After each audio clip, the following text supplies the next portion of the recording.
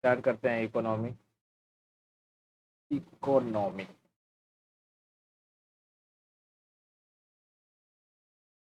तो इकोनॉमिक्स में हमने क्या क्या पढ़ लिया? हमने पढ़ लिया है जीडीपी। जीडीपी दूसरा पढ़ लिया हमने जीएनपी।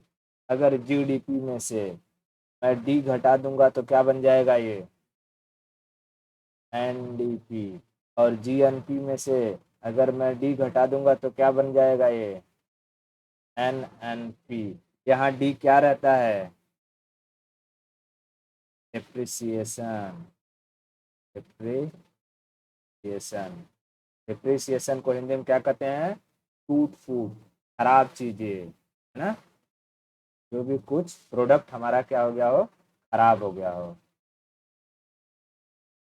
डिप्रिसिएशन कहते हैं खराब चीज। तो यहाँ चीज ये तक हमने पूरा पढ़ लिया था।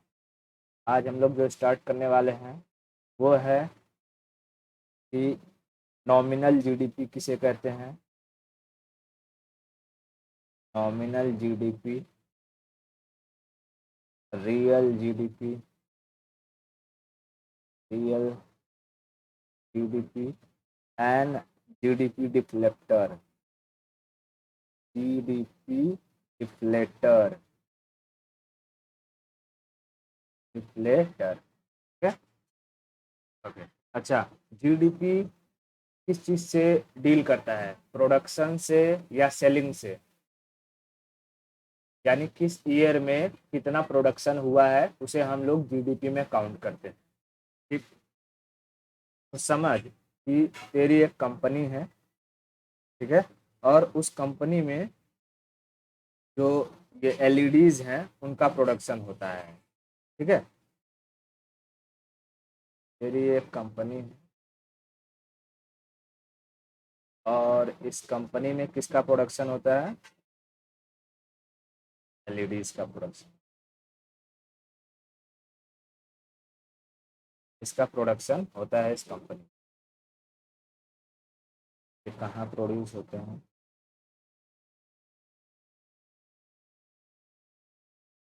इस एलईडी का प्रोडक्शन।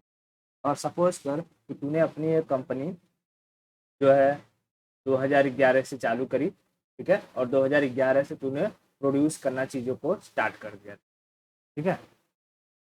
तो मैं लिखता हूँ कि ईयर।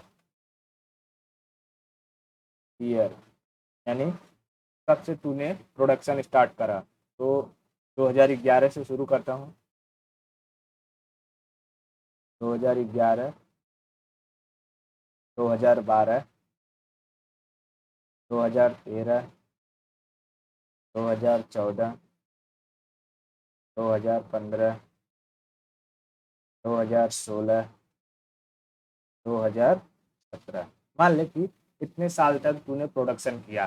ठीक है। और जब 2011 में तूने कितने पीस प्रोड्यूस किए वो लिख लेता हूँ मैंने। प्रोडक्ट, कितना प्रोडक्ट बनाया? प्रोडक्ट। प्रोडक्ट मान ले कि 2011 में तूने बनाए थे 200 प्रोडक्ट। ठीक है। 2012 आया तो तूने बनाए जो कि 150 प्रोडक्ट। 2013 में तूने बनाया 100 प्रोडक्ट। 2014 में तूने बनाए 50 प्रोडक्ट। 2015 में तूने बनाए 40 प्रोडक्ट। 2016 में तूने बनाए 30 प्रोडक्ट और 2017 में तूने बनाए 30 प्रोडक्ट। ठीक है। और मान ले कि 2011 में जब तूने 200 प्रोडक्ट बनाए तो एक प्रोडक्ट की कीमत थी 5 रुपए। यानी एक एलईडी की कीमत कितनी थी? 5। एक एलईडी की प्राइस थी 5 रुपए। एक एलईडी 5 रुपए की थी। ठीक है। 2012 में तेरा प्राइस बढ़ के हो गया 10 रुपए एक एलईडी की। ठीक है। 2013 में तेरा प्राइस बढ़ के हो गया 15 रुपए। 2014 में तूने बढ़ा दिया एक एलईडी 20 रुपए का, 15 में बढ़ गया तेरा 25 रुपए का, 16 में बढ़ गया 30 रुपए का, 17 में बढ़ गया 35 रुपए का। ठीक है, यानी धीरे धीरे तेरा जैसे साल बढ़ता गया प्राइस भी बढ़ता गया और प्रोडक्शन घटता गया। ठीक है, अब अगर मैं कहूँगा कि 2011 की जीडीपी को काउंट कर, तो यानी 2011 में तूने कितने पैसे का प्रोडक्शन किया वो काउंट करना होगा। तो मैं यहाँ लिखूंगा जीडीपी, जीडीपी, जीडीपी। अब देख 2011 में कितना का जीडीपी बना, यानी 200 प्रोडक्ट पे, पर प्रोडक्ट की कीमत थी 5 रुपए, कितना हो जाएगा 5 दूनी 10, 1000 रुपए का जीडीपी, मतलब जीडीपी कितनी हो गई 1000 की हो गई। फिर 2012 में अगर देखूं, 2012 में जो प्रोडक्ट था वो था 150 और जो कि कीमत थी 10 रुपए, कितना हो गया 1500 रुपये हो गया। ठीक है, उसके बाद हम जब 2013 में देखते हैं तो 100 और एक कीमत कितनी हो गई 15, यानी यहाँ भी था 1500। ठीक है, फिर यहाँ अगर देखें तो 50 और यहाँ हो गया 20, ये कितना हो जाएगा 1000। ठीक है, उसके बाद अगर हम यहाँ देखते हैं तो 40 और इधर देखेंगे ये 25, कितना हो जाएगा 1000। ठीक है, और उसके बाद यहाँ हम देखें 30, इसकी भी प्राइस 30 और यहाँ कितना हो जाएगा 900 रुपये हो गया। ठीक है, और फिर यहाँ अगर हम देखें तो 20 और गुड़ते ये 35, ये कितना हो गया। ठीक है, 700 रुपया। अब देख तू देखेगी तो जीडीपी पहले 1000 थी, फिर 1500 हो गई, फिर 1000 हो गई और फिर धीरे धीरे धीरे धीरे घटती गई जीडीपी। ठीक है, जीडीपी घटती गई। तो अब ऐसे में क्या होगा कि जो हम लोग करंट करंट ईयर के प्राइस को करंट ईयर के प्रोडक्ट के साथ अगर मल्टीप्लाई करके जो जीडीपी निकालते हैं, ठीक है, यानी कि प्रोडक्ट है 2011 का और प्राइस भी है 2011 का, तो उसमें जीडीपी निकाला 1000 आया। 2012 के प्रोडक्ट 150 और प्राइस था 10 रुपये 2012 का ही, उसमें जीडीपी निकाला तो 1500 आया। जब ऐसे जीडीपी निकाला जाता है ना तो उसे कहते हैं नॉमिनल जीडीपी। ठीक है, ऐसे जीडीपी को क्या कहते हैं नॉमिनल जीडीपी, इसे हम कहते हैं नॉमिनल जीडीपी। यानी कि नॉमिनल जीडीपी में प्राइस किस साल का रहता है करंट फाइनेंशियल ईयर का, और प्रोडक्ट भी किस साल का रहता है करंट फाइनेंशियल ईयर का। अगर मैं कहूं कि प्रोडक्ट कब का रहेगा current financial year, financial year, और प्राइस प्राइस भी कब का रहेगा करंट फाइनेंशियल ईयर। और जब ऐसे में जो जीडीपी निकाला जाता है उसे हम क्या कहते हैं नॉमिनल जीडीपी। अब कभी कभी क्या होता है कि मैंने जो प्रोडक्ट का ये वैल्यू लिया है ये तो इस तरीके से लिया है तो हमें जीडीपी घटता बढ़ता दिखाई दे रहा है। ठीक है, लेकिन गवर्नमेंट क्या करती है कि अगर गवर्नमेंट ये नॉमिनल जीडीपी दिखाने लगेगी ना तो गवर्नमेंट दिखाएगी कि हमारे देश की जीडीपी कंटिन्यू बढ़ रही है, कंटिन्यू बढ़ रही है, क्योंकि उनका प्रोडक्ट का डेटा कुछ थोड़ा सा ऊपर नीचे रहता है, जिसकी वजह से प्राइस बढ़ता हुआ दिखाई देता है और प्रोडक्शन घटता हुआ। लेकिन आदमी को अगर मैं जीडीपी दिखाऊंगा तो क्या जीडीपी में तू बता पाएगी कि प्राइस बढ़ा है या प्रोडक्शन घटा है। खाली मैं तुझे कहूंगा कि जीडीपी 2011 का जीडीपी 1000 है, फिर 2012 की जीडीपी 1500 है, तुझे लगा वाह वाह वाह जीडीपी बढ़ गया, लेकिन तुझे क्या इस डेटा से, इस जीडीपी की डेटा से ये पता चलेगा कि उस समय प्राइस क्या है और प्रोडक्ट कितना हुए हैं? नहीं। ठीक है, तो कभी भी कोई कंट्री ना अपने देश का जब जीडीपी बताता है तो नॉमिनल जीडीपी को नहीं बताता है। ठीक है, तो पहले नॉमिनल जीडीपी कैसे निकालते हो, समझ में आया? हाँ, अगर तुझे नॉमिनल जीडीपी निकालना रहेगा तो तू उसी साल का प्राइस और उसी साल के प्रोडक्ट को लेगी। ठीक है, अब आता है रियल जीडीपी। देख, रियल जीडीपी में क्या होता है, एक बेस ईयर सेट किया जाता है। बेस ईयर मैं समझाता हूँ क्या होता है। देख, real GDP, real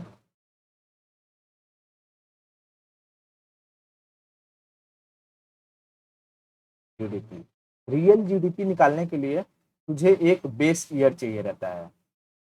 base year, base year क्यों चाहिए रहता है? क्योंकि उसी बेस ईयर की प्राइस को हम पकड़ के रखते हैं और हर साल जो प्रोडक्ट होता है ना, उस प्रोडक्ट में उसी बेस ईयर की प्राइस से मल्टीप्लाई करते हैं और फिर देखते हैं कि जीडीपी का क्या हालत है। ठीक है, बेस ईयर अब समझाता हूँ तुझे कि बेस ईयर क्या होता है। रियल जीडीपी रिक्वायर्ड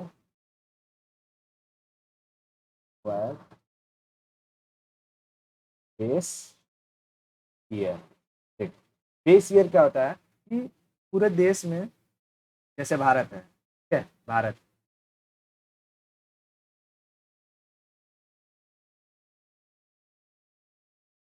ये इंडिया है।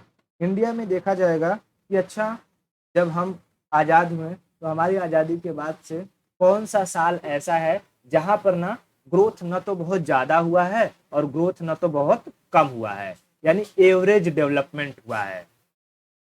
देश का डेवलपमेंट क्या हुआ है? एवरेज हुआ है। ठीक है, तो उस ईयर में प्रोडक्ट का जो भी प्राइस रहेगा, जैसे एलईडी था, हमने यहाँ एलईडी लिया है, तो देश में ऐसा तो है नहीं कि सिर्फ एलईडी का ही प्रोडक्शन होता है ना, हर एक चीज का प्रोडक्शन होता होगा और हर एक चीज का जो प्राइस होगा उस ईयर में रहेगा अपना।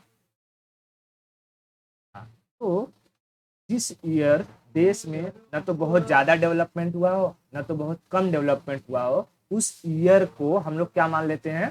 बेस ईयर मान लेते हैं।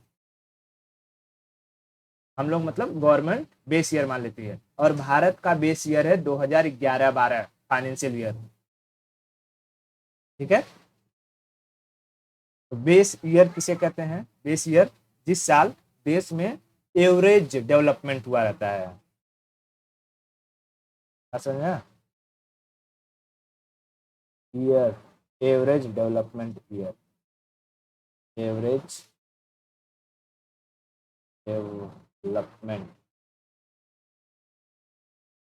ईयर। डेवलपमेंट की स्पेलिंग गड़बड़ हो जाता है कभी। Development year. ठीक है, एवरेज डेवलपमेंट ईयर को हम लोग बेस ईयर मानते हैं। तो भारत का बेस ईयर कितना है? भारत का बेस ईयर है 2011-12। अब ये 2011-12 क्यों चला गया? क्योंकि हमारा फाइनेंशियल ईयर स्टार्ट होता है अप्रैल से और जाता है मार्च तक, यानी 2-3 महीना दूसरे साल में घुस जाता है, यानी 2011 अप्रैल से मार्च 2012, है ना? हाँ, तो नॉर्मली तू याद रखना 2011। ठीक है, ताकि कंफ्यूजन ना हो 11-12 ये है कि क्या है। ठीक है, ओके। अब इस बेस ईयर को डिसाइड कौन करता है? तो देश में जो फाइनेंस मिनिस्ट्री होती है वो डिसाइड करती है बेस ईयर को।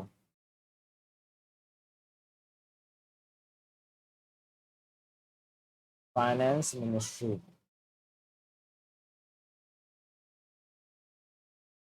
Ministry decides base year. लेकिन बेस ईयर के डिसीजन में गवर्नमेंट के अपोजिशन जो रहती है ना, अपोजिशन गवर्नमेंट, उसका बहुत बड़ा रोल होता है। अभी समझाता हूँ कैसे। अपोजिशन गवर्नमेंट हैव इम्पोर्टेंट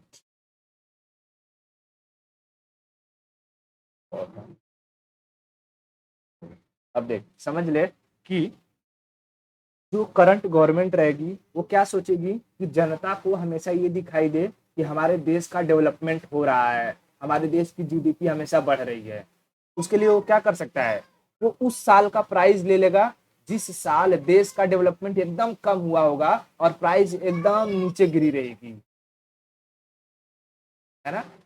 जैसे किसी साल ऐसा हो गया कि एलईडी जो तूने प्रोड्यूस किया था उसकी कीमत 50 पैसे हो गई हो, और अगर गवर्नमेंट उसी को बेस ईयर मान ले तो तब तो आने वाले अगले साल में जितना भी चीज का प्रोडक्शन होगा उससे हम कंपेयर करेंगे। क्या करेंगे कंपेयर, कि देखो 2011 में जो प्रोडक्शन हुआ था, जैसे कि अगर एक की कीमत 50 पैसे है, ठीक है, 1 रुपये मान लेता हूँ मैं, 1 रुपये, ठीक है, और तूने 10 बनाए होंगे तो कितना हो जाएगा, 10 रुपये हो जाएगा, ठीक है।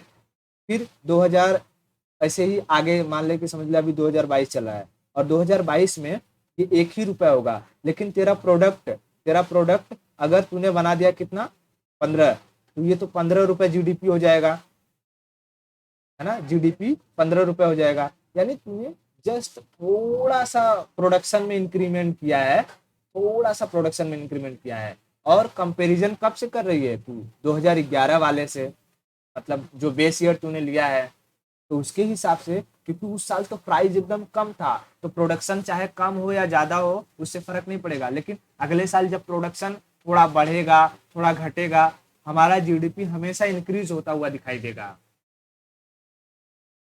बात समझ में, तो इसीलिए बेस ईयर जब डिसाइड किया जाता है तो उसमें अपोजिशन का रोल होता है कि कहीं गवर्नमेंट उस ईयर को बेस ईयर ना मान ले जिस साल हमारे देश का डेवलपमेंट एकदम कम हुआ है, ठीक है, जिस साल प्राइस एकदम लो रहा हो, ठीक है। इसलिए किस ईयर को बेस ईयर माना जाता है, एवरेज डेवलपमेंट वाले साल को, जहां पर प्राइस ना बहुत हाई रहा हो और प्राइस ना बहुत लो रहा हो।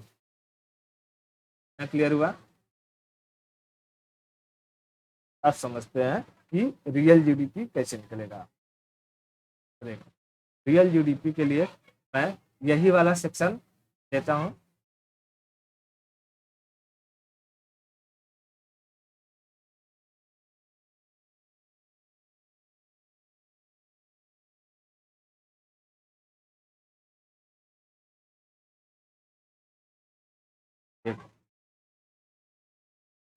मैं क्या करता हूँ, इसे ही कॉपी कर लेता हूँ। तो इधर मैंने कॉपी कर लिया इसको। अब देख यहाँ पर ये जो प्राइस है ना, प्राइस मैं ये करंट ईयर का न रख करके हमेशा प्राइस अब क्या रखूंगा, बेस ईयर का प्राइस रखूंगा, ठीक है। प्राइस में हमेशा क्या रखूंगा, बेस ईयर का। बेस बेस ईयर हमारा क्या है, 2011-12, मतलब कि 2011 वाला, ठीक है। देख तो 2011 में यहाँ हमने देखा कि 1000 जीडीपी हो गई थी। अब यहाँ पर जो 150 है, क्या उसमें मैं 10 से मल्टीप्लाई करूंगा, 5 से, यहाँ भी 5 से, यहाँ भी 5 से, यहाँ भी 5 से, यहाँ भी 5 से, यहाँ भी 5 से। अब बता ये कितना हो जाएगा, 750, ठीक है, ये 800, ठीक है, ये 250, ठीक है, ये 200, ये और ये। देख अब इसमें क्या हो रहा है, जीडीपी कंटिन्यू मेरा डिक्रीज हो रही है। क्यों जीडीपी डिक्रीज हो रही है, इसका मतलब ये हो रहा है कि हमारे यहाँ जो जो प्रोडक्शन है वो कितना हो रहा है, इससे पता चल जाएगा कि प्रोडक्शन धीरे धीरे कम हो रहा है, क्योंकि हमने प्राइस क्या रख लिया है, फिक्स रख लिया है, ठीक है। तो अब गवर्नमेंट अगर कहेगी कि देखो हमारे यहाँ रोजगार या एम्प्लॉयमेंट बहुत अधिक है, तो बोले भैया कहाँ एम्प्लॉयमेंट है, एम्प्लॉयमेंट होता तो प्रोडक्शन होता, लोगों को काम मिलता, लोग काम करते हैं। तुम्हारे यहाँ तो प्रोडक्शन ही कम हो रहा है, इसलिए तुम्हारी जीडीपी डिक्रीज होती जा रही है। बात समझ में आ रही है? हाँ, तो ऐसे में जब हम प्रोडक्ट लेते हैं करंट फाइनेंशियल ईयर का और प्राइस लेते हैं बेस ईयर का, और जब जीडीपी निकाला जाता है तो ऐसे जीडीपी को हम लोग कहते हैं रियल जीडीपी। ठीक है, और हर देश अपना यही रियल जीडीपी दिखाती है। ठीक है, रियल जीडीपी। रियल जीडीपी में हम प्रोडक्ट किसका लेते हैं?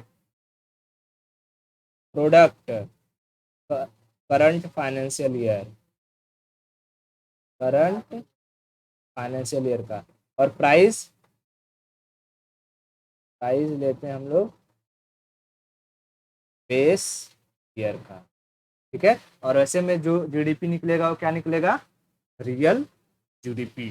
ठीक है, और इस जीडीपी में हम लोग ये आराम से पता लगा सकेंगे कि हमारे देश में प्रोडक्शन बढ़ा है या घटा है। बात समझ में आया? क्यों? क्योंकि प्राइस को हमने क्या रखा है? कांस्टेंट रखा है। बात समझ में आया?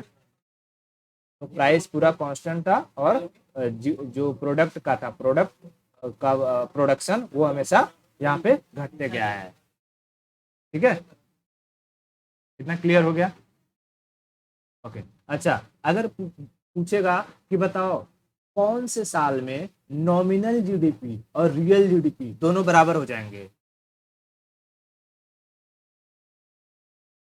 नॉर्मल नहीं, नॉमिनल, नॉमिनल। हाँ, बेस ईयर में। ठीक है, तो यानी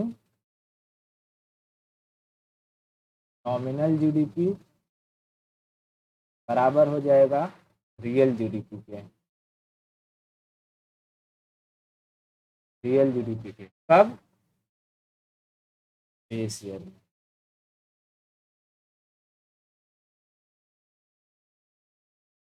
ऑन बेस ईयर।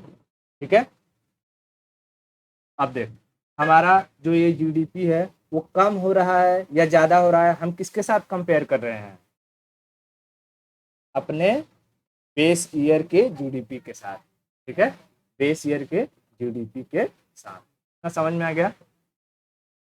ओके। ठीक है, तो नॉमिनल जीडीपी और रियल जीडीपी में कोई दिक्कत? अब हम समझते हैं कि अगर हम लोग जो ये नॉमिनल जीडीपी है, रियल जीडीपी है, इन दोनों का रेशियो निकाल लेंगे तो क्या होगा? तो देख, तीसरी चीज समझते हैं कि जीडीपी डिफ्लेटर क्या होता है। ठीक है,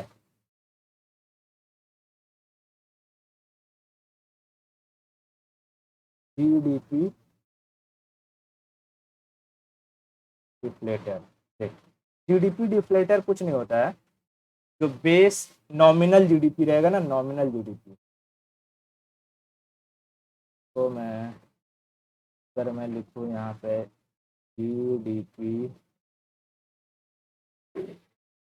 deflator is equal to nominal GDP divided by real GDP, real GDP multiply by 100। बात समझ में आया? और यही चीज होता है जीडीपी डिफ्लेटर। जीडीपी डिफ्लेटर किस लिए यूज होता है? तो ये यूज होता है इन्फ्लेशन के मेजरमेंट के लिए, यानी कि हम ये कंपेयर करके ये पता लगाते हैं कि किस देश में क्या है, ये महंगाई। ठीक है, महंगाई कितना है। आज समझ में आया? हाँ, इन्फ्लेशन, महंगाई को काउंटर करने के लिए, ठीक है, मतलब कि पता लगाने के लिए हम लोग जीडीपी डिफ्लेटर का यूज करते हैं। समझ में? तो कहेगा कि जीडीपी डिफ्लेटर का यूज किस लिए किया जाता है? तो इन्फ्लेशन मेजरमेंट के लिए।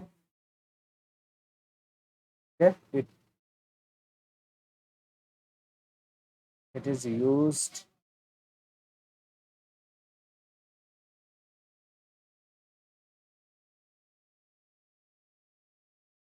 is used to measure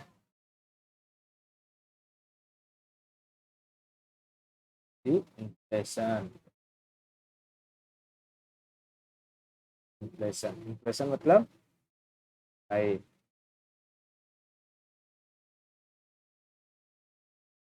समझे। जीडीपी डिफ्लेटर किस लिए यूज होता है, क्लियर है। अब अगर जीडीपी डिफ्लेटर को और पढ़ना रहेगा, मैंने जो क्रक्स था वो तो बता दिया, लेकिन तुझे अगर लगेगा कि नहीं और पढ़ना है तो यहाँ पर डिफ्लेटर द हिंदू का एक आर्टिकल है, ठीक है, मैं यहाँ कटिंग्स लगा देता हूँ तो पढ़ लेना।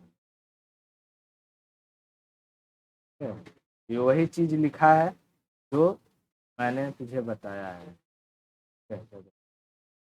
क्या इसका फॉर्मूला यहाँ दिख रही है, ये लिखा हुआ है GDP price deflator, nominal GDP divided by real GDP multiply by the rate, ठीक है।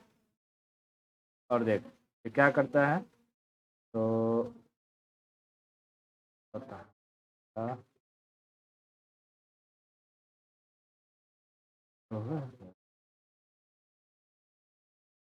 हाँ यहाँ पढ़ना देख, GDP deflator, also called implicit price deflator, is a measure of inflation. ठीक है, क्लियर हो गया। सीधा ऊपर वाला टॉपिक बोला है, it is the more comprehensive measure of inflation. तो पूछेगा कि इन्फ्लेशन के मेजरमेंट में किस चीज का इस्तेमाल किया जाता है, जब अगर हमारे पास नॉमिनल जीडीपी हो और रियल जीडीपी हो तो किसका इस्तेमाल करेंगे, GDP deflator, not deflector, deflator. Clear हो गया। आज के लिए इतना ही रखते हैं।